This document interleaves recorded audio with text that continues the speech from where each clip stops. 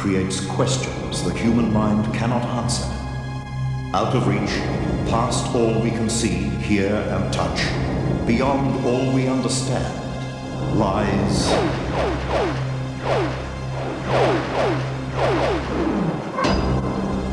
the extraordinary. The extraordinary is the invisible visitor who drove the Dupre family from their remote home in the French countryside. When I arrived at Mr. and Mrs. Dupre's house, I immediately felt something very troubling. I had a very strong sense that there were forces inside the house trying to harm me. Spirits can be very powerful. He shook the walls, made beds rock, and violently rattled a cupboard, even after it was pulled apart. It is the secret folder comedian Phyllis Diller keeps locked in her closet. She calls it the creepy file. As my secretary walked past the cage, he said, "Don't go to the airport."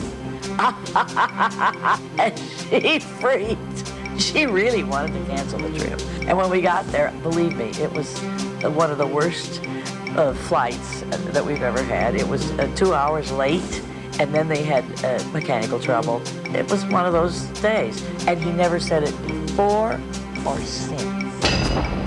The extraordinary is the highly educated doctor from Yale University who has no doubt he has lived before. It was as if a huge hand had reached down and changed my life forever, because I knew that we weren't limited to our bodies then. This was very strange to me. It is the curse that surrounds this dark Shakespearean play. A play whose name actors refuse to say. The facts of the matter are that more people have died performing this play than any other play ever written. The extraordinary is a ghost that visited Edna Burt in her home. A ghost that appeared in a painting she gave her husband. But when you're painting and you feel it needs something, you do something. There was no intention on my part to put a ghost into it, but apparently that's the way it's turned out.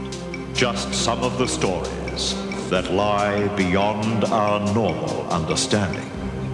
Tonight on The Extraordinary.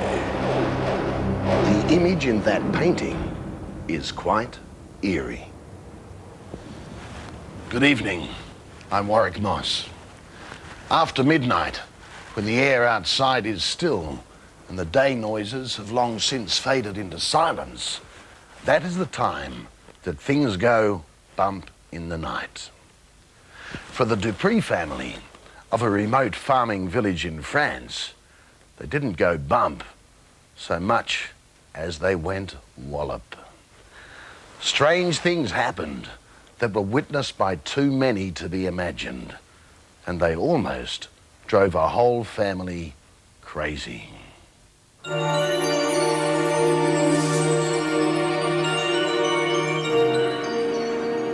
It happened here, a few kilometers from the town of Lisieux in the province of Normandy. It became known throughout as the Lisieux Horror, France's own terrifying version of the American Amityville Horror. And before it was over, the Dupre family had tried priests, psychiatrists, and the most famous exorcist in the country in their desperate efforts to rid their home of a poltergeist. It rattled cabinets, made noises, caused the apparition of a strange man, made fruit fly through the air and through a closed door. When the assembled men tore apart the cabinet that rocked and slammed its own door and left it in pieces on the floor, the wooden planks continued to vibrate. To this day, Mr. Dupre has trouble believing what happened to him the week of the Lisieux Horror. If someone had told me, I would have laughed, because, well, even now, I have a hard time believing it. I do only because I lived it, but otherwise... The Dupres had lived a peaceful, uneventful life in their cottage for more than a decade before it was turned upside down on a calm Sunday afternoon in autumn. Could you please bring me my pruning scissors? Where are they? I don't know. It was shortly after nightfall when the Dupreys heard a knock on their door. It surprised them because their house was isolated in the Norman countryside, and they rarely got unexpected visitors.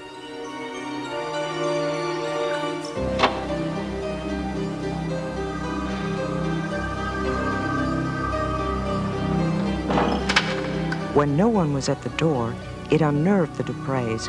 They became more alarmed when they saw the front gate was still locked. Someone would have had to come through the gate to reach the door. What's going on?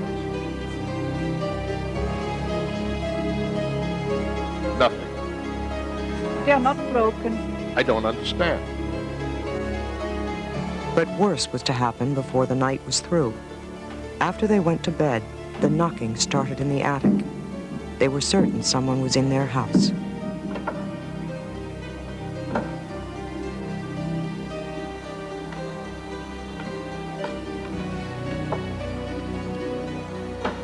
What is it?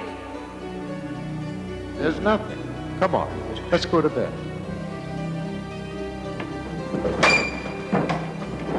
The knocks got louder, and Mrs. Dupre couldn't take it anymore. She called her sister-in-law, who thought she was coming over to calm an overactive imagination.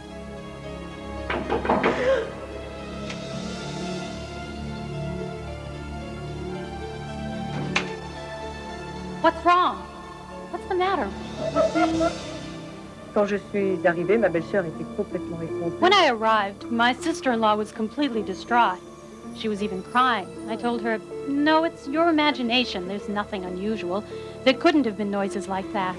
It's absolutely impossible. I stayed there to calm her, and after a little while, only 10 or 15 minutes, I began to hear noises. Noises like someone throwing gravel at a window, for example. It's terrifying to hear and see all those things and not be able to tell where they're coming from. They made it through the night, but the next day, both women refused to stay in the house unless the rest of the men in the family came and stayed there.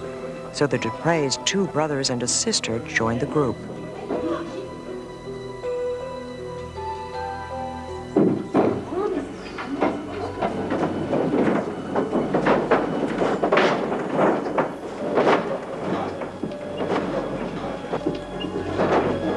It's moving by itself. Should we do? Oh my God.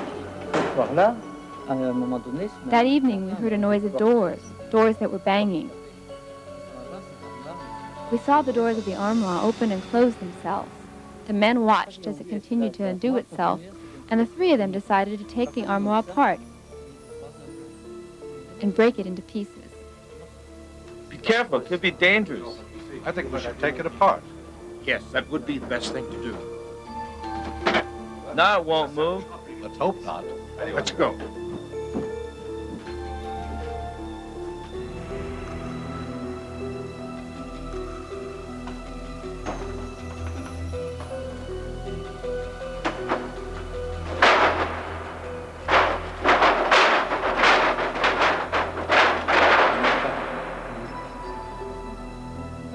When we went back up there, we saw the boards rising.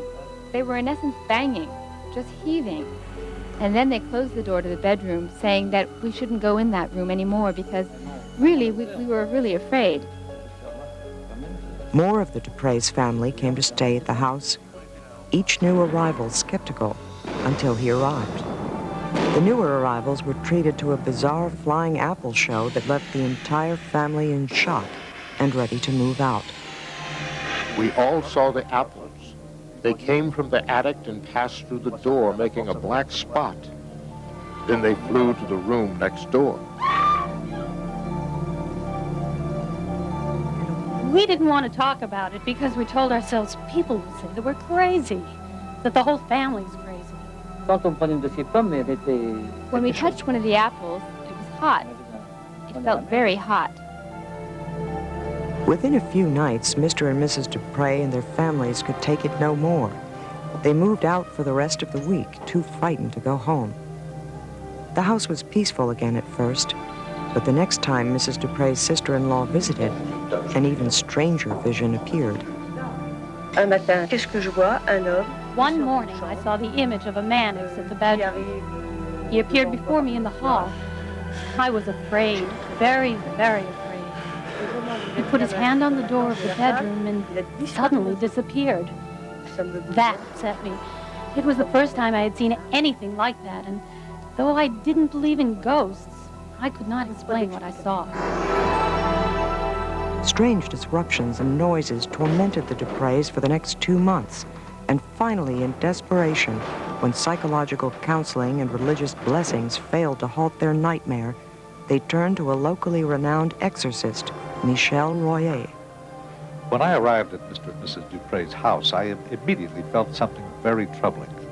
I had a very strong sense that there were forces inside the house trying to harm me. Spirits can be very powerful, and very clever, very strong. It's happening. The bed's moving again. When you lie down, it moves. It rises by itself. With the three Dupre brothers looking on, Michel Royer seemed to summon a strength to quell whatever forces seemed to be inside the bed. Later that day, he performed an exorcism ritual in every room of the house. And the Dupre say they never again saw or heard any abnormal events in their home.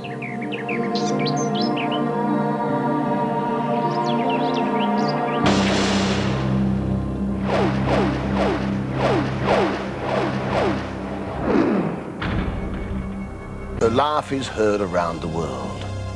It's hard to have a conversation with her without getting a punchline at the end of every sentence. In public, she sends out the message that life is a joke. Every floor is a stage, and people are there to be entertained. I think you'll recognize the lady in question. Think of me as a white Tina Turner.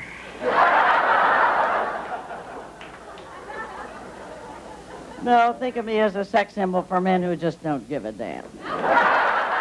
Phyllis Diller has brought her bag full of one-liners to Australia on several occasions, and over the years she's been a regular in Bob Hope's specials and movies.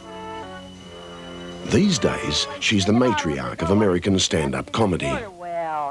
But behind the act, there's a more spiritual Miss Diller. You have to scratch hard to find it, but inside Phyllis lies a deep awareness of the unexplained. When we called on her in Hollywood, Phyllis revealed her collection of stories that she keeps locked in her bureau drawer. So come with us now into the folder where Phyllis keeps what she calls the creepy file. Phyllis's parrot, Polly, occupies a lot of space in the creepy file. And this is just one of his psychic flashes. The day Phyllis was about to get on a plane. As my secretary walked past the cage, he said, "Don't go to the airport." And she freaked. She really wanted to cancel the trip. I said, "Teresa, we can't cancel the trip. We've got to go. The show must go on. We can't listen to a parrot. He can't run our lives." And when we got there, believe me, it was one of the worst flights that we've ever had. It was 2 hours late, and then they had mechanical trouble. It was one of those days, and he never said it before or since. Then there was the day a strange voice told Phyllis to buy a flashlight. And the next night was the biggest, blackest blackout in New York, and you don't know dark till you've been in New York in a blackout. Believe me, you can be in an apartment that you think you know, and you can't even find a wall, excepting I had my flashlight. There was the practical joker at the Kentucky Derby, who thought he could shock Phyllis by pulling a giant pocket watch out of the front of his trousers. Phyllis had the perfect answer. A cute old guy, and he stood up and opened his fly and pulled out one of those huge, big watches. Have you ever seen them? The great big watch. It was his joke, and it was on a chain. I reached into my bag and pulled out the same watch. Phyllis also has a file on the day she was at a radio station, and for no apparent reason, the DJ started talking about kumquats. Because you seldom hear the word kumquat. And he used the word kumquat. I said, would you believe I have a kumquat in my purse? I took out a kumquat because I just happened to have a kumquat tree at that time, and I don't know why I had it in the purse. I must have known that he was going to say kumquat. Then there was the night Dinah Shaw came to Phyllis in a dream. Oddly enough, Dinah was in a flower shop. Why she would be in a flower shop, I have no idea. I hadn't seen Dinah for so long. I hadn't thought about her. I hadn't been on her show, and I hadn't seen her show. And that afternoon, I received a box of flowers from Dinah. And finally, from the creepy file, the day Phyllis might have died in agony under the chassis of a Rolls-Royce.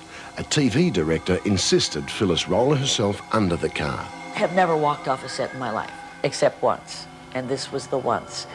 He wanted me to get drunk and do it. He said, what do you drink? Vodka? And I said, look, nothing will get me under this car. I said, you figure out how you're going to get around this scene. And I walked to my cottage. We had, had a cottage for a dressing room. And while I was in there, this huge, heavy car that was up, not on wheels, not on its own wheels, but on apple boxes. Those are only wooden boxes that they use on television and movie sets to put things at a proper height. The car collapsed. That would have been the end of my life. All you have in life is time. That is it. Because, see, I don't think I'm coming back. In fact, I know I'm not. Anyway, I'm trying to do as much as I can with this life. Therefore, I try to be organized. That's why I have a creepy file.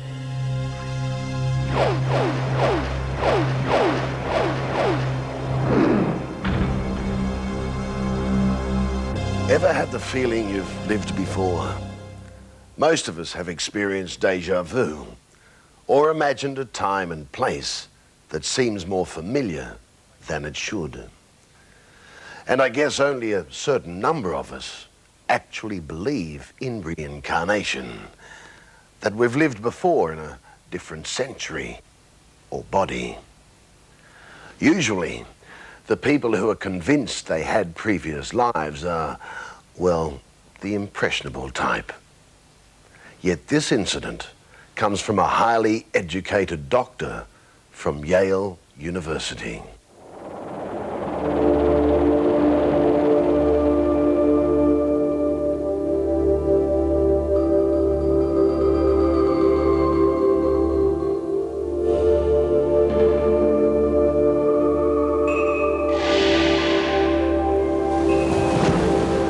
She is a woman who lived 4,000 years ago, drowning in a cruel sea when her baby is dragged from her arms. My baby, my baby.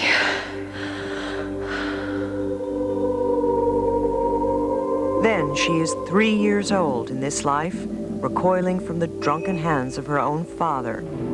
Putting his hand over my mouth.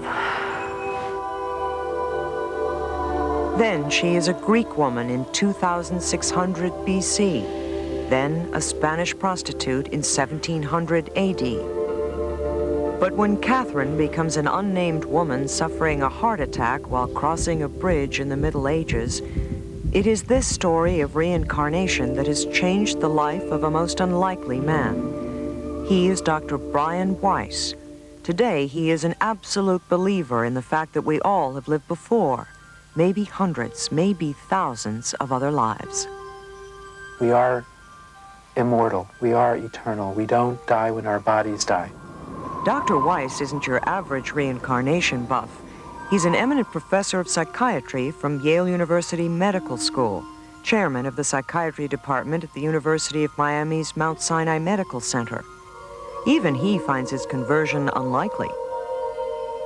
This new stuff, parapsychology, right-brained, or the illogical, non-linear, this was something alien to me. I did not believe in any of it. Very skeptical. That was until he met the lab technician named Catherine, an attractive woman in her early 30s. She was complaining of panic attacks, phobias, depression, recurrent nightmares. She was sleeping in a walk-in closet in her house and couldn't function. She came to me. I would normally have treated her with medicines, antidepressants for these panic attack and depression symptoms. But she refused. She had a lifelong fear of gagging, and she refused to take any medicine. I wanted to use hypnosis. She resisted. She was afraid of giving up control, but finally she agreed, and I used hypnosis to bring her back to her childhood, and we did find very traumatic episodes. How old are you, Catherine? I'm 3. The worst was when she was molested by her father, who was an alcoholic merchant sailor. I hear somebody coming. Do you know who it is? It's my daddy. Are you frightened? Mm-hmm. And he held his large hand over her mouth. In my office, many years later, she was gagging and choking. Believing he had a clue to her phobias, Dr. Weiss hypnotized Catherine again the next week, but was not prepared for a sudden, dramatic quantum leap. And I told her, go back to the time from which your symptoms first arise, thinking that she'd go back to 2.5 or 2 3/4. But instead, she just flipped back about 4,000 years into some ancient Near Eastern lifetime. I'm in Egypt. You're in Egypt? Although I was thinking this is imagination or fantasy, I had never heard of this before. How could this be happening? She went through this life in a different body, different face, different hair, different name, drowning in a flood or tidal wave, her baby being torn from her arms by the force of the water. My baby! She had 2 other lifetimes, although I was still very skeptical. As a Greek woman a few hundred years later, and as a Spanish prostitute in the 1700s. Amazingly, even though I didn't believe this, her symptoms started getting better right away.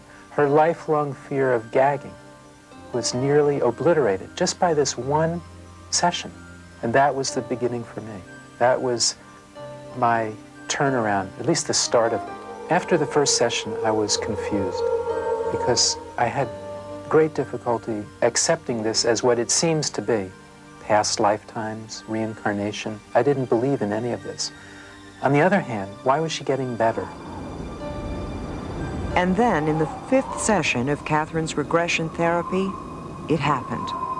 So I put her under, and I remember she went through a Middle Ages lifetime, dying of a heart attack on a bridge centuries ago. And then she floated above her body. Now, she had been doing this for the past few weeks, so I was not surprised by this part. And she went up and found this beautiful light, such as the near-death experience researchers write about. The light. It's beautiful. There are 2 people here to see you. Your father, Avram, and your son. I remember the room feeling icy cold. We were the only 2 people in the room. My secretary was in an outer office. And I'm sure the thermostat hadn't changed, but I was feeling very cold. And she said, your father says his name is Avram. That's how she pronounced it. She's a Catholic woman from New England. Nobody knew this information. In a few moments, the woman Catherine would reveal intimate details of his infant son's death. She knew his daughter's name and the circumstances of his father's death. He died from his heart. Your daughter is named after him. Your little son is here. He's shining very brightly. He died because his heart was backwards, like a chicken.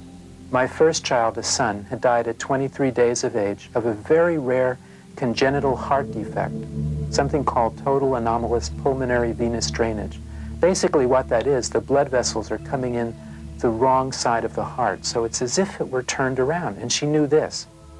It was as if a huge hand had reached down and changed my life forever, because I knew that we weren't limited to our bodies then. This was very strange to me, that my whole linear, rational world, the black and white world, the 2-dimensional world, the ego world was going to change and change forever, because she was accessing knowledge, information that she could not.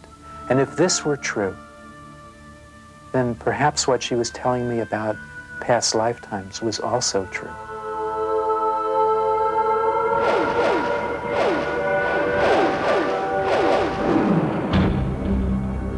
The theatre is full of tales of mystery, intrigue, and the abnormal. There's the 1946 story of Robert Jackson, a movie theatre announcer, and the night he was working live on the film The Light That Failed. During the screening, 5 gunshots rang out in the film, but no one noticed the sound of a 6th shot, a real bullet that murdered Jackson. 47 years later, in 1993, a man told police he knew who did the killing, his father and a friend, both of whom were now dead. And then there's the story of the Shakespearean play, some say is cursed. I have no words. My voice is in my sword. Thou bloodier villain than terms can give thee out. The facts of the matter are that more people have died performing this play than any other play ever written. More horrendous things have happened while it's been performed than any other play ever written. And it is universally regarded in the theatre as being a cursed play. Many actors believe there is something evil in the play itself. They will not refer to it by name, refuse to utter that single word in a theatre, and never rehearse the final line until opening night. You see, her eyes are open. Aye, but their sense are shut. A cursed play, something evil. What harmless piece of theatre could arouse such suspicion and superstition? Well, it's by Shakespeare. It's one of his tragedies. And I suppose because this is television and not theatre, I can actually utter the dreaded word. It's Macbeth. It's always referred to as the Scottish play. Some people call it the Scottish comedy, some people call it the Scottish tragedy, some people call it Billy Connolly. It has a wide variety of names, but never mention the name in or around a theatre. David McSwan has directed that Scottish play 5 times so far. I'm certainly not here to say that the devil's at work or that the devil isn't at work. I don't really know. But all my friends and myself who've ever worked on this play can certainly regale you with a load of stories of things that go bizarrely wrong at the last minute. Just take the first time he attempted to translate the bard's Scottish saga to the stage. It started in a small way. I sprained an ankle, and I thought nothing of that. I'd laughed at the curse, you know. I thought, oh, no, that's superstitious nonsense. Then I lost my job, my day job, which I was doing to fund directing at night. Then I had a car crash and got severe whiplash. Then my relationship broke up, and then I was kicked out of my flat. So then I began to think there's something about this that might be true. One theory is that Shakespeare was actually meddling with real witches' curses. So when he uses lines like thrice to thine and thrice to mine and thrice again to make up 9, and the famous double, double, toil and trouble, he's actually using witches' incantations that were well known at the time, but you never said them out loud. And to use them on stage deliberately is playing with the forces of darkness. Double, double, toil and trouble, fire and cauldron bubble. Actors are superstitious folk, and of all the plays in the complete works of Shakespeare, this one is guaranteed to send them searching for their good luck charms. Some manage to shrug off the curse, like Australia's most distinguished Shakespearean actor, John Bell. Well, I've been involved with quite a few productions of Macbeth over the years. I've directed it once, I've played it once, I'm about to do it again. But I was in a production at the Royal Shakespeare Theatre in Stratford-on-Avon in 1965. Peter Hall's production with Paul Schofield.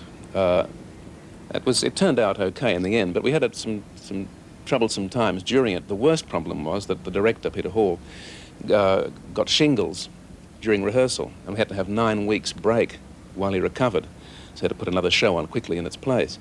And of course everyone said, oh, well, that's the Macbeth curse. In fact, I'm sure it was an overload of anxiety and hard work and, you know, scrounging for money, all those things that directors of companies have to do. Nevertheless, it was sheeted home to the Macbeth curse. Another skeptic was Michael Salmon, until he found himself as production manager for that play. It was an absolute horror, drama off stage and on. One particular night, one of the patrons had a heart attack and we had to stop the show to get a patron out, which is the first time that has happened in the history of the theatre. It was an extraordinary production, and the interesting thing is that no one in the cast or no one in the administration actually thought that there was any credence in this myth that surrounds the Scottish play. But I can assure you that at the end of the production, we'd all changed our minds.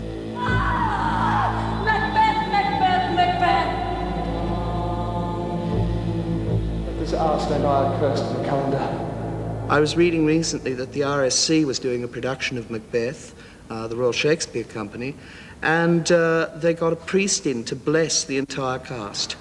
That was the degree of the terror that they had when they're doing it. A play first produced in 1605 or 1606 about a political power struggle and a gruesome murder in Scotland. A fiction that's mesmerised audiences, but terrified actors and directors for almost 4 centuries. I respect the tradition of not mentioning the name, because the mere mention of the name brings bad luck, but also because I think it's out of respect for other people who really do believe it. And I've worked with a couple of actors who I've seen go quite white, and their whole performance has been completely destroyed by somebody carelessly mentioning it, even just in conversation. I don't think that actors and directors these days worry too much about the Macbeth curse. We can't afford to pay deference to that kind of superstition anymore, I think. But we do worry about safety precautions, for instance, with costumes and weapons and that sort of stuff, to make sure that they're safe. If there's going to be stage machinery involved for various apparitions and witchcraft and so on happening, to make sure it's foolproof, because sure as eggs, if anything goes wrong, people are going to say, well, you shouldn't have done that play, it was bad luck to take it on in the first place. Nevertheless, they just can't help themselves. Curse or no curse, the Scottish play by William Shakespeare keeps appearing on stages all over the world. It's a bit difficult. I mean, when you're rehearsing that play, you have to mention Beth every couple of words, and you can see people on the floor going white with tension. Don't say it, don't say it. But I think you've got to come to a point where you reach a practical compromise and you say, well, what the hell, we're doing the play, we're tempting fate as much as we can in any case, so in for a penny, in for a pound.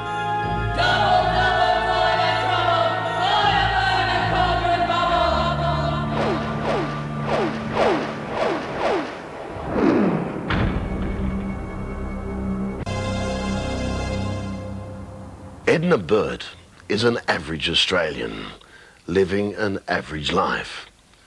She was married for many years, but now lives alone with her memories. One of those memories is very special and quite unique.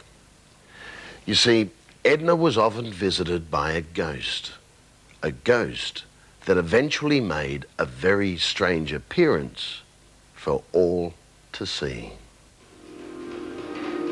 It's late one night in the 60s, a comfortable but unpretentious home in the suburbs of Sydney.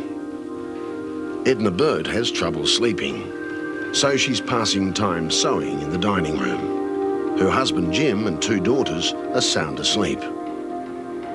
After a while, Edna has a strange feeling. She senses she's not alone in the room. There's someone standing in the dining room doorway. At first, quite naturally, she assumes it's Jim. It wasn't him standing there at all. It was a tallish female figure in a very loose type of frock, I suppose it would have been, of an indescribable colour, a yellowish, creamy colour. And I felt that she was very happy to see me there. And several times in the next few years, I had the same experience with the same figure. She just stood there, really, in the doorway. She was quite relaxed, and I felt that somehow or other I was doing the right thing. For almost 30 years, Edna has wondered about that mysterious woman. She doesn't think of her as a ghost, more a friend from another time. I found later that the house, the block that the house was on, was part of a grant of land that had been made in 1810 to Captain Wiltshire by Governor Macquarie. And this was part of that land. At the back of the house, of my house, was a very big old house that had been added on to over the years and altered. And I felt myself, this figure was so obviously approving of me sitting sewing that possibly just the area where I sat was probably the person's favourite part in that garden, because it would have been a big garden. It was a garden that a century and a half later, Jim Burt tended lovingly. So in 1971, when Edna and Bert were about to celebrate their 25th wedding anniversary, Edna decided that this special occasion in their lives had to be marked by a special gift. She spoke to her brother, Alan Waite, a noted Sydney painter. The special gift was to be a portrait of Jim with his favourite rhododendron bush. I asked Alan if he would paint it, and he came, and when he saw it and saw how beautiful it was, he decided that he would try anyway, although he hadn't painted any still life for many years at that stage. And when he was painting it, he asked Jim to sit on the brickwork, which he did, and this tiny little portrait of my husband, side on, is there, and it's very much like him, and that was that. This was Alan Waite's painting, the giant, glorious rhododendron in full bloom.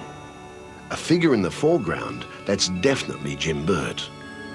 But there was an added touch, as the guests discovered at the official unveiling. When the night came for the big party, Alan came in with the parcel, and when we opened it, of course, the friends that were there said, "Oh, how beautiful it was. What a lovely portrait of Jim, but who was the other figure? It didn't look like me." And Alan just said, "Well, it was never meant to be Edna," and that was all that was ever said. Perhaps it was just a stroke of artistic licence as Alan Waite worked at his easel. Perhaps it was something more. You see, the woman in the portrait bears a remarkable resemblance to that lady from the past who appeared so regularly at the dining room door. The figure in the portrait appears to have a sash or something, or a dark something round the waistline, where the times that I saw it, it was just a loose garment, but otherwise it's the same figure and it's the same garment.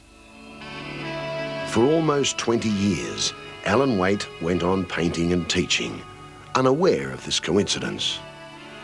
Then, in 1991, his sister told him the story of the visitor and her unexpected appearance in his painting. It was the first time since the anniversary party that she'd mentioned it to anyone.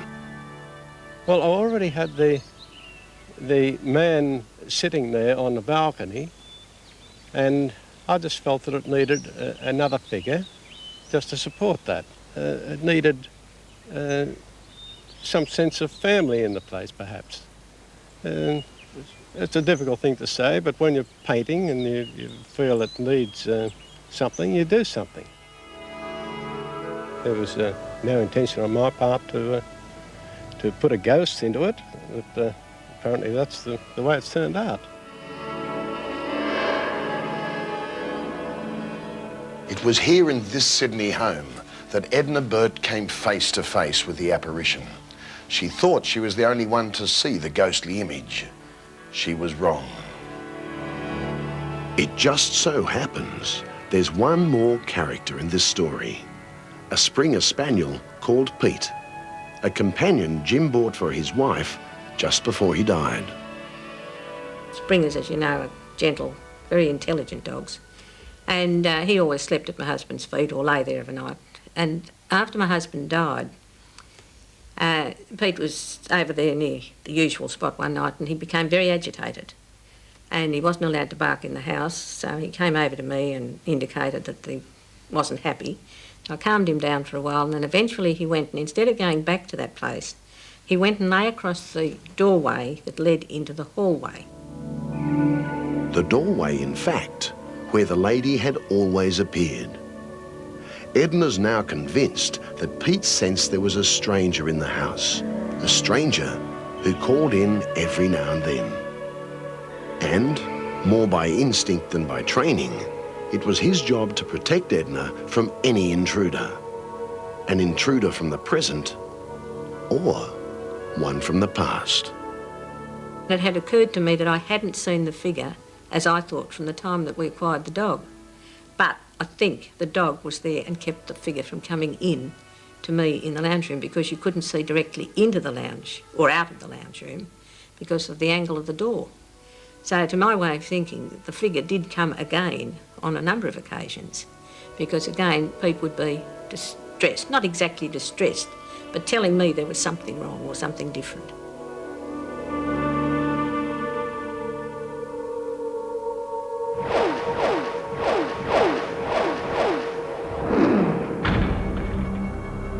'50s, an event took place that you are going to find hard to believe.